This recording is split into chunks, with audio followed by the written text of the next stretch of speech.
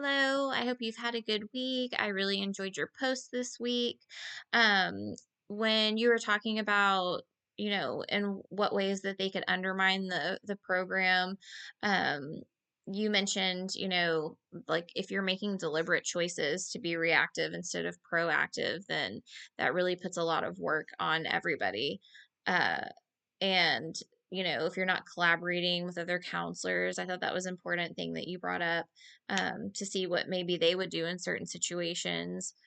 You might, you could be making, or that counselor could be making wrong decisions, just doing whatever they feel like, even if it's not the right thing. Um, and then you also, as far as the students go, I like you always kind of bring the high school dynamic in, which I like to hear because sometimes I think about doing, right now I'm thinking about middle school, but um, high school also interests me a lot. So talking about, the opportunities that they could miss out on, and like you know, important graduation requirements, things like that is really something to think about and consider. Um, and then also, you mentioned the students, you know, that have social emotional difficulties, and how, if you're not helping out with that, then that creates, more work for other staff members, maybe more behavior issues, and bringing up that if the school is out of compliance because you're not doing certain things that you should be doing as a counselor, um, that could affect the whole, the campus as a whole. Um, and then for a competent counselor, um, yeah, I think we all, think the obvious is putting the kids first always. And then, like you said, being able to communicate and collaborate with people on your campus and being proactive instead of reactive. And then I liked also how you mentioned, not shying away from difficult conversations. That really, I really, made me think about actually being in those situations, or I'm sorry, difficult conversations. Um, because there are some things that are going to be really hard to bring up and talk to students about, and you have to, um, be ready to do that.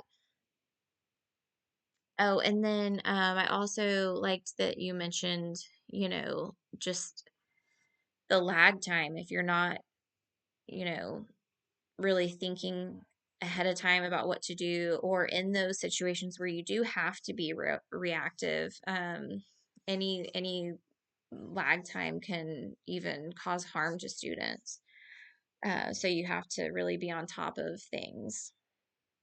And then when it comes to addressing the counselor, if you do have a counselor that you're having problems with, you brought up self-assessment, which I thought was really good. You're always so you're reflective in your um, posts, and that's something that I think's really important because, you know, supervisors, leadership, admin, they miscommunicate all the time. And we might think that they are wanting something from us and it's really something different. And so, you know, we won't be any different as counselors. Sometimes we will miscommunicate things. And so we do need to ask ourselves if we did that, or if we set some kind of example, or they saw something that we didn't realize that they may have misinterpreted.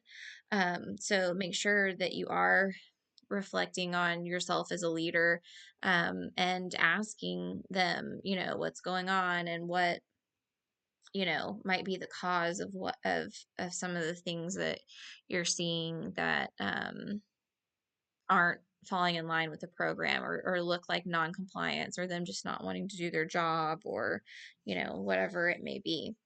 Um, and giving them the opportunity to go watch other counselors. You know, one of the things I like the most about being I have resource classes, but I also am inclusion. And so I go in and co-teach with other teachers.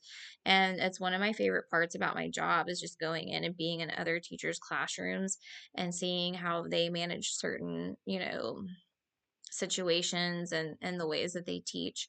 So I think that's super important for counselors to get to see how other counselors do their job too. So yeah, I really enjoyed your post, and I liked a lot of the well, everything you had to say. So see you later. Bye.